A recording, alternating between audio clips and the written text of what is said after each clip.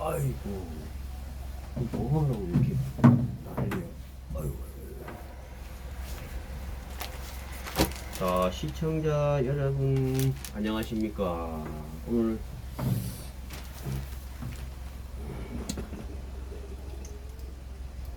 새벽에 날씨가 쌀쌀합니다, 여러분.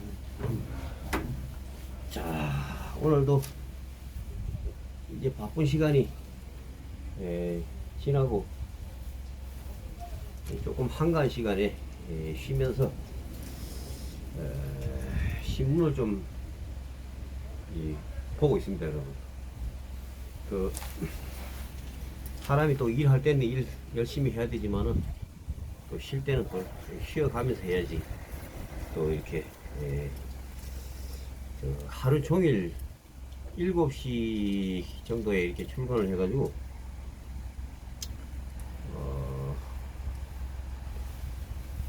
밤 11시 한 40분까지 이렇게 해야 되기 때문에, 자, 도깨비가 좀 일하다가 잠깐 쉬고 있는데, 이렇게 보시면은 저 위에 산 꼭대기에는 벌써 나뭇잎이 휑하니 떨어지고 이런데, 거기다 찬바람마저 쌩쌩, 아직 뭐 겨울 찬바람은 아니지만 찬바람도 쌩쌩 불어오는 그런 계절입니다, 여러분. 찬바람 비켜 불어 이러는 곳에 그리움을 두고 온 것도 아니라고. 자, 어쨌거나 또 일을 뭐 추구라 이렇게 하는 것보다도 오늘 좀 쉬엄쉬엄, 아이고, 뭐야. 자, 오늘 신문을 한번 뭐 재밌는 게 혹시 나왔는지 한번 읊어보겠습니다, 여러분. 모일보 탈원전 한전 1조 전기료 할인 폐지.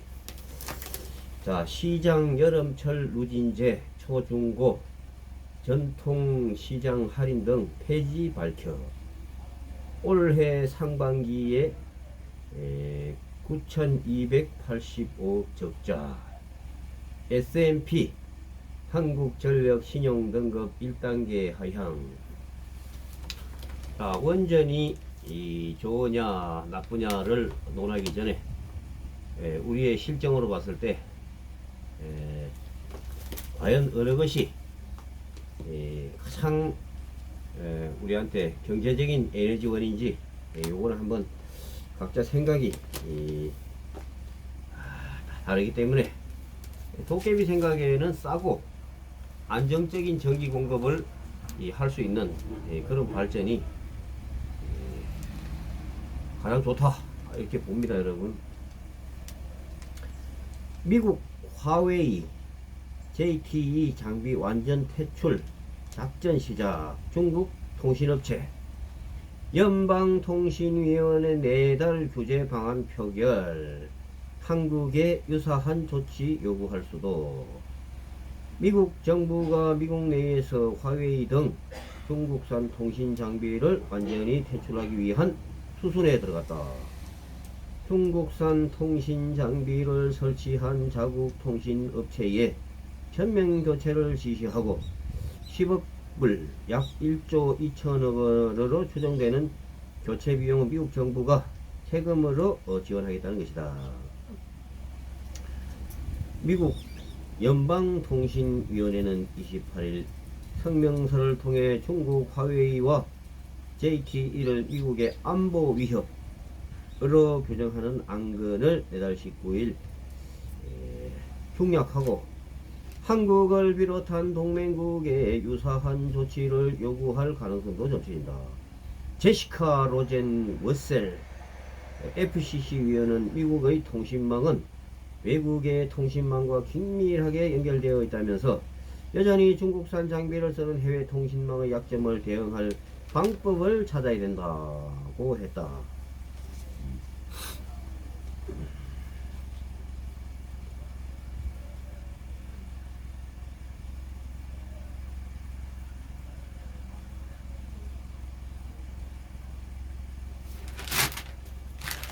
한번 써봐. 미국의 트럼프 대통령이 트럼프 취임 초 한국이 미국을 뺏겨먹고 있다며 불만을 표했다고. 이 생각 지금도 그대로일까 그 걱정. 사람은 변하지 않습니다 여러분.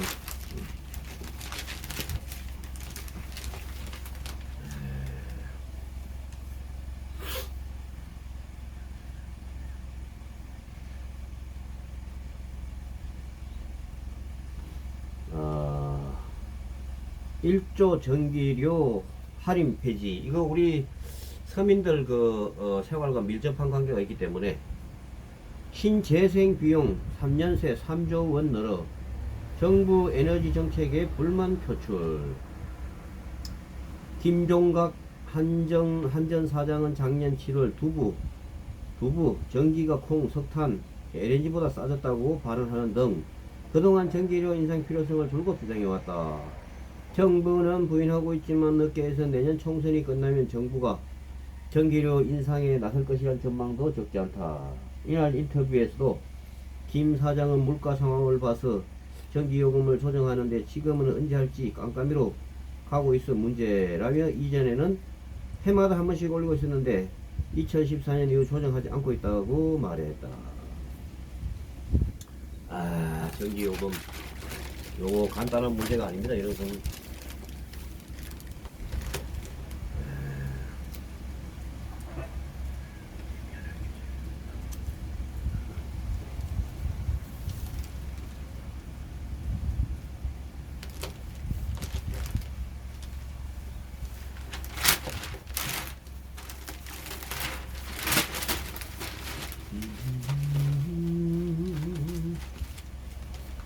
문 의장 여당 중진 만류에 공수처법 부의 전격 연기. 문희상 국회의장을 얘기하는 것 같은데, 문희상 국회의장은 29일 고위공직자범죄수사처 이건 뭐 봐도 재미가 없는데.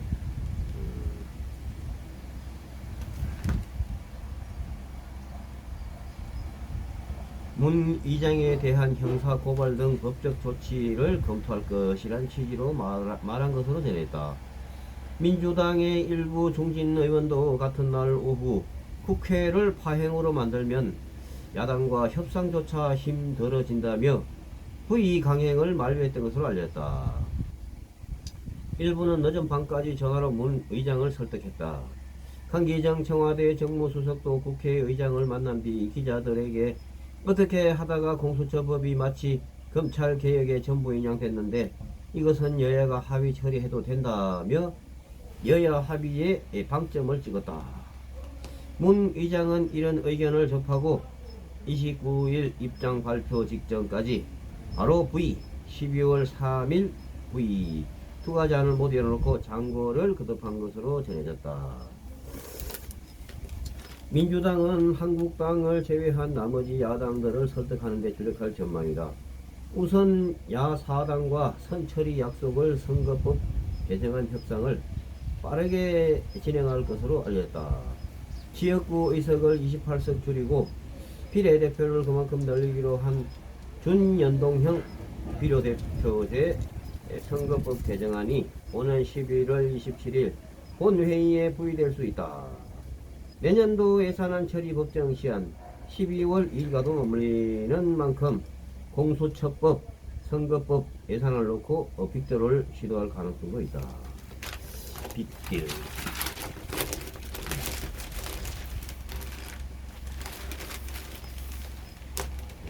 손만찬. 김경수, 이재명과 수원 만찬. 양정철 보란듯이 이 사진 공개.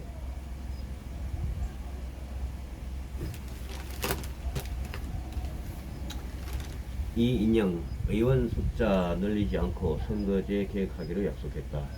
정의당 등은 확대 논의해야 연일 압박. 여 내부서도 국회의원 1인당 들어가는 평균 세금 수당 1억 472만원, 활동비 4,704만원, 보좌진 급여 인턴은 제외하고 4억 8,191만. 어이구. 자, 국회의원 한 명당 이게 한 달인가? 평균 세금 1년치가 7억 3,205만원이라 그러네. 7억 3천. 국회의원 반으로 줄여야 됩니다. 그리고 반으로 줄여야 돼.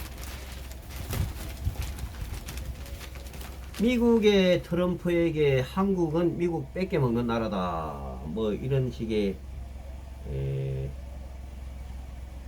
매티스 전 국방의 연설문 작성자 저서에서 트럼프 발언 전에 한국이 미국을 가장 많이 이용, 매년 600억 달러, 우리에게 600억 달러, 도대체 얼마야? 6조 원인가? 도널드 트럼프 미 대통령이 취임 초기 한국이 미국을 가장 이용해 먹는 나라 라며 한국이 매년 600억 달러 600달러 70조 원이야? 600억 달러? 1억 달러면은 약 1200억 원이니까 어이구, 정정하겠습니다 여러분. 70조 원이랍니다. 70조 원. 또 렉스 틸러슨 저 국무장관이 트럼프 대통령의 눈엔 한국이 동맹 중 최악이라고 말한 것으로 알려졌다. 트럼프에겐 한국이 돈만 먹는 최악의 동맹이란 것이다. 제임스 매티스 전 국방장관의 연설문 작성자였던 가이 스노드그래스는 29일 현지 시각은 발간한 홀딩 더 라인이라는 책에서 트럼프 대통령의 이 같은 발언을 전했다. 매티스 전 장관은 시리아 철군 등의 반발에 작년 말 사임했다. 책에 따르면 트럼프 대통령은 취임 초기부터 한국, 일본, 독일 등에서 미군 병력을 철수할 수 있을지 당시 매티스 국방장관, 틸러슨 국무장관 등에게 질문했다.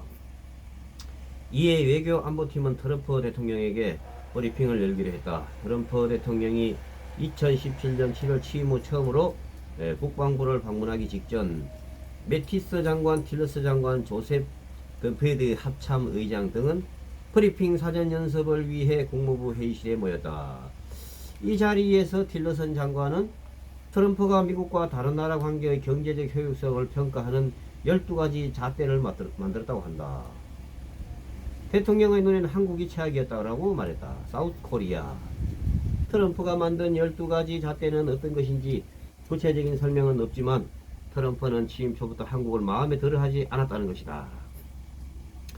트럼프의 첫 국방부 방문 때 매티스는 브리핑에서 미군의 해외 주둔은 미국의 좋은 거래였다고 설명했지만 트럼프는 얼굴을 찡그리고 종이를 만지작거리며 방의 다른 곳을 두리번거렸다.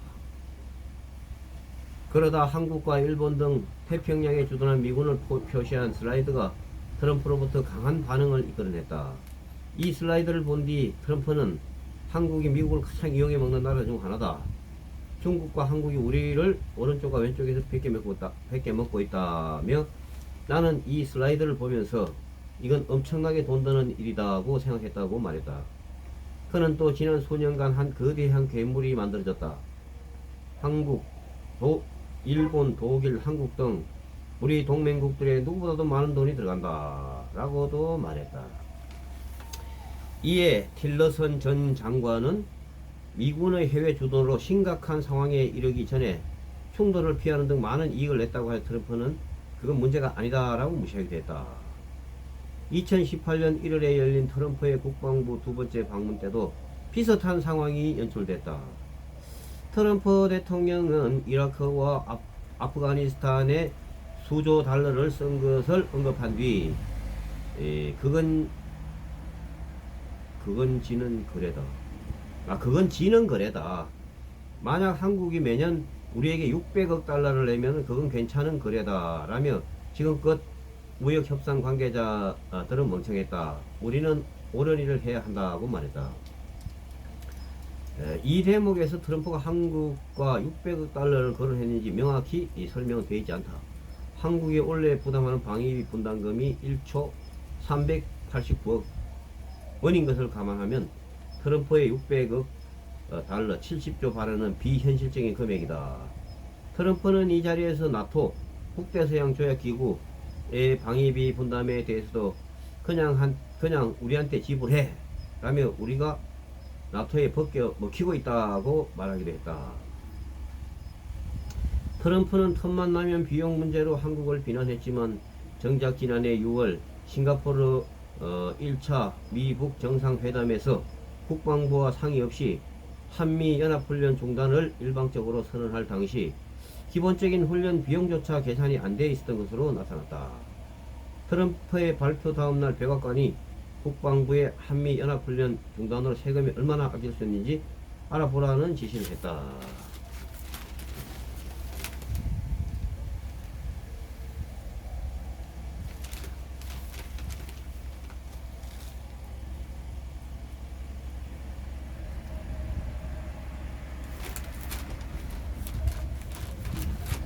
중국 군용기 카디저 진입 이례적으로 비행 의도 밝혀. 중국 군용기 한 대가 29일 제주도 남방 예어도 인근 한국 방공식별구역에 진입해 우리 군이 대응 출격했다고 합동참모본부가 밝혔다. 이 과정에서 우리 군은 한 라인을 통해 중국 측에 비행 의도 등을 물었고, 중국 측은 자신들의 군용기가 카디저를 비행하는 목적 등을 밝혔다고 한다. Y9 계열 정찰기가 한 대가 오전 8시 57분쯤 제주도 서방의 카디저에 진입했고 이후 재진입했다며 일본 방공식별구역 제디저 쪽으로 향하는 과정에서 카디저를 지나간 것으로 이해하고 있다고 했다. 후는 중국 군용기가 카디저에 진입하기 전부터 추적 감시하다가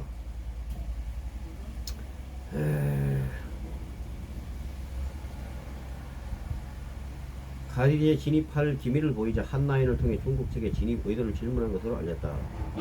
중국은 그동안 우리 측의 한 라인 질문에 응답하지 않았지만 이번에는 이례적으로 반응을 보였다고 말했다.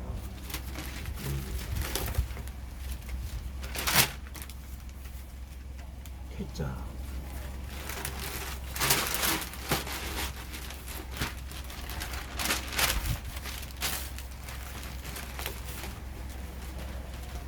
청와대 지소미아 종료 다가오는데 요지부동. 미국 일본 상대하는 외교부는 해법 전전긍긍.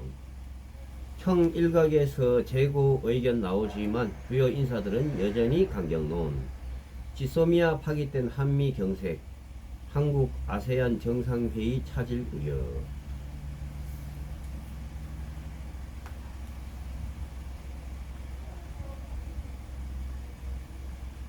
외교부의 한 관계자는 청와대가 지소미아 파기란 폭탄을 던져놓고 그 뒷수습에는 책임있는 모습을 보이지 않고 있다. 외교부가 개고생하고 하게 생겼네요. 국내 전문가들 핵잠용 소형 원자로 기술 이미 확보, 독자 건조 가능, 20% 이하 저농축 우라늄 쓰는 프랑스 신형 핵잠이 유력한 모델. 한국이 핵 추진 잠수함, 핵 잠수함, 이거는 뭐 원자력 잠수함이라고 해야지. 도입을 추진하더라도 미국으로부터 기술 이전을 받기는 어려울 것이라고 미국 해군 관계자가 밝혔다. 자유아시아방송 RFA에 따르면 미국 해군 산하 해상체계사령부의 제임스 캠벨 프로그램 분석관은 28일 비확산 정책 교육센터 주최 전문가 토론회에서 한국의 핵잠수함 도입 추진에 대해 미국은 한국이 동맹국이라 하더라도 핵잠수함 기술을 내주지는 않을 것이라고 밝혔다. 자, 중약하고 국내 전문가들은 원자력 잠수함 탑재용 소형 원자로 기술은 우리가 이미 확보하고 있기 때문에 원자료 핵연료의 농축 우라늄만 확보하면 핵 원자력 잠수함 독자 건조가 어렵지 않다고 보고 있다. 문건식 한국국방안보 포럼 대외협력국장은 우리는 소형 원자로를 수출할 정도의 기술과 잠수함 건조 능력을 갖고 있다고 말했다. 원자력 연구소는 이미 2000년대 초반 핵 잠수함용 원자로의 기본 설계를 마쳤으며 정부 당국은 소형 원자로 시험 시설도 만든 것으로 알려졌다. 미군 핵 잠수함은 90% 이상 고농축 우라늄을 사용하지만 프랑스는 20% 이하 저농축 우라늄을 사용한다. 2015년 체결된 한미 원자력 협정 개정안은 미국산 우라늄을 20% 미만으로 농축할 수 있고 군사적 목적으로 사용할 수 없도록 규정하고 있다. 이에 따라 20% 이하 저농축 우라늄을 핵연료로 사용하는 프랑스 신형 쉬프랑급 바라쿠다급 공격용 핵잠수함 5,300톤급이 한국형 핵잠수함의 유력한 모델로 거론되고 있다.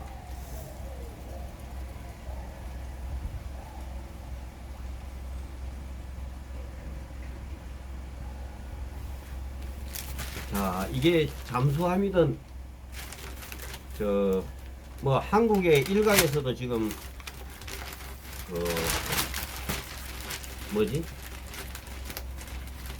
항공모함을 이렇게 건조한다 하는 이야기가 이렇게 나와 있는데 일각에서는 뭐 무조건 크게 만들어야 된다 이러는데 여러분 7만 톤급 항공모함을 우리가 만약에 가지게 되면은 그 유지 관리 뭐 무슨 총경비가 1년에 도대체 얼마나 많이 들어갈지 계산도 안 나오는데 자 이거는 때에 따라서는 대형의 큰 차가 또 좋을 때도 있지만은 중형 또는 소형 차도 가성비가 높은 경우가 있기 때문에 자 우리가 무조건 큰 것만 이렇게 좋아할 일은 아닌 것 같습니다 여러분.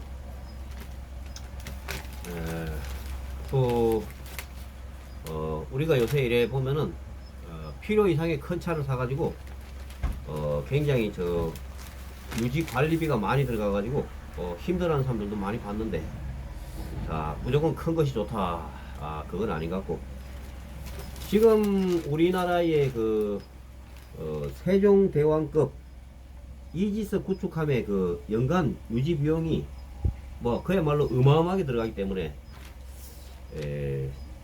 실상 뭐 여러 번 출동도 못하고 지금 이런 실정인데 한국 실정에 맞는 적정한 규모의 항공모함이나 또는 차세대 이지스 구축함 뭐 만톤 하면은 무조건 뭐 무적으로 이렇게 생각하는데 만톤급 구축함도 한국의 1200톤 소형 잠수함의 의뢰 한 방에 가는 수도 여러분 있습니다. 그러니까 큰 걸 너무 이렇게 선호하는 거 그 문제가 있다. 자, 민간의 경제 심리가 꽁꽁 얼어붙었다. 10년 5개월 만에 최악. 경제는 심리라는 말이 있는데 민간 경제 심리가 10년 5개월 만에 최악으로 추락했다. 2019년 10월 29일 한국은행은 10월 경제 심리 지수 순환 변동치가 90.6으로 전달보다 0.1% 하락했다고 밝혔다. 경제 심리 지수 순환 변동치는 경제 심리 지수에서 계절적 요인 등 불규칙한 요소들을 제거한 경제 심리 지표이다. 이 100은 넘어가야 되는데, 응? 100은 넘어가야 되는데.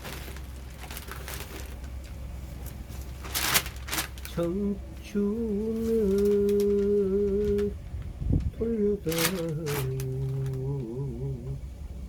젊음을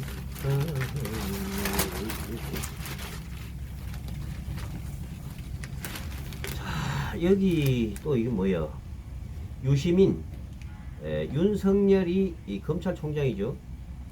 유시민 씨는 뭐 알릴레온지 그 유튜버 이렇게 그 방송을 하는 사람이고 윤석열 씨는 검찰총장인데 조국은 사법처리감 완전 나쁜 놈이다. 대통령께 말에 임명 안 되게 해야. 대금 근거 없는 추측성 주장. 네티즌은 윤석열 맞는 말 했네. 유시민 노무현 재단 이사장이 누군가가 윤석열 검찰청장으로부터 들은 이야기를 이른바 검찰의 조국 전 법무부 장관 사전 내사설에 대한 근거라며 공개했다. 유 이사장은 29일 자신이 진행하는 유튜브 방송 알릴레오에서 A씨라는 인물에게 자신이 전해들은 윤 총장의 사석 발언을 소개했다. 유 이사장은 A씨에 대해 청와대에 의견을 전달할 만한 인물이라고 설명했다. 유 이사장에 따르면 윤석열 총장이 A씨에게 말했다는 내용은 다음과 같다. 조국을 법무부 장관 임명하면 안된다. 내가 봤는데 몇 가지는 아주 심각하다. 법대로 하면 사법처리감이다. 내가 사모펀드 쪽을 좀 아는데 이거 완전 나쁜 놈이다. 대통령께 말씀드려서 임명 안되게 해야 한다. 그냥 가면 장관 되어도 날아갈 사안이다. 내가 대통령 직접 뵙고 보고 드리고 싶다. 이건 대통령을 향한 내 충정이다. 사적으로 조국한테 무슨 악감정이 있어서 이러는 게 아니다. 정말 걱정돼서 하는 이야기다. 이런 거 알려지면 검사들이 장관으로 받아들이지 않는다. 그리고 일어난다. 임명하면은 진짜 안 된다. 뭐 별놈의 얘기 다 있는데.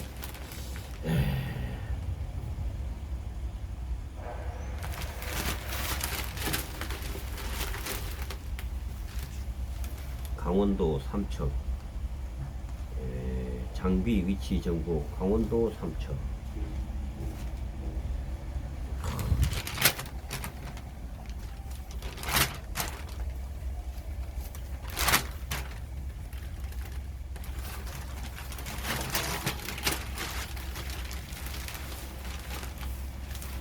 부장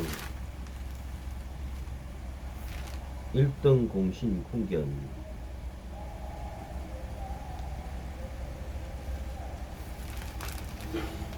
트럼프 IS 수계 제거 자랑하지만 탄핵 열차는 속도를 더 높여. 펠로시 31일 탄핵 절차 표결. 백악관은 중대 성과 연일 홍보. 여론은 반전김이 보이지 않아. 여당도 판 바꿀 만한 성과 아니야. 도널드 트럼프. 에이, 아무 나라에 신경 쓸 것도 없고.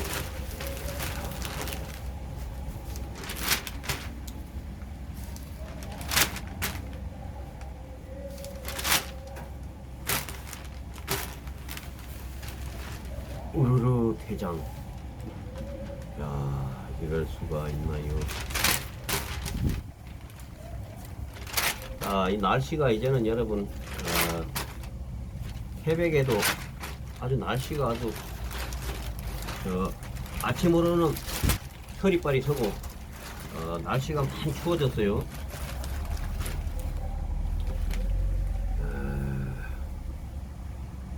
공정을 도둑질 당했다. 청와대가 공정의 가치를 말하면서 언론의 성찰을 요구했다. 권력의 난폭에 맞서 공정 담론을 만들어낸 학생과 시민은 정말 황당할 것이다.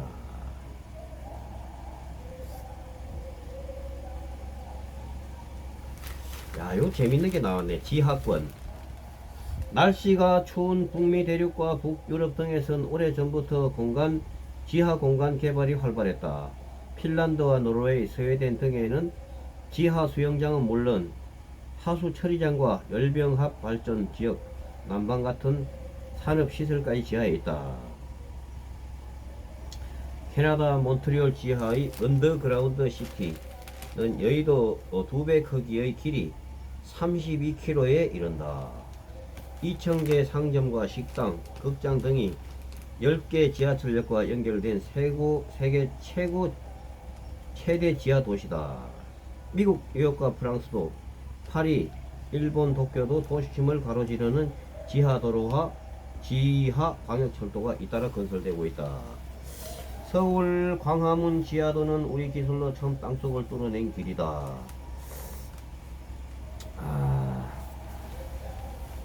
가만히 있어봐.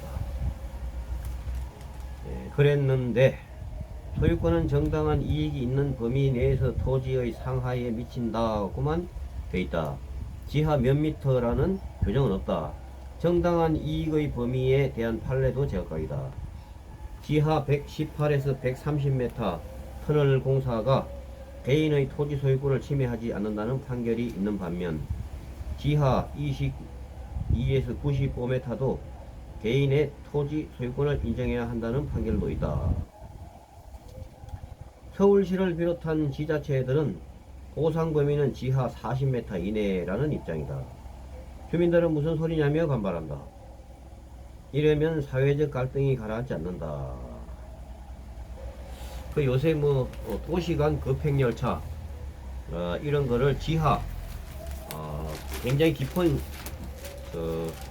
지하에 뭐 40 지하 40 심지어는 100m 가까이 내려가서 그 철길이 이렇게 지나는 것으로 이렇게 이야기가 되고 있는데 그 땅 주인들은 또 자기 땅 밑에 이거 하지 말라 뭐 이런 이야기 되겠죠. 요거는 명확하게 여기서 여기까지는 되고 여기서 여기까지 안 된다라는 규정을 빨리 만들어 가지고 땅 주인들도 좀 불만이 없도록 이렇게 마무리가 됐으면 좋겠습니다. 여러분.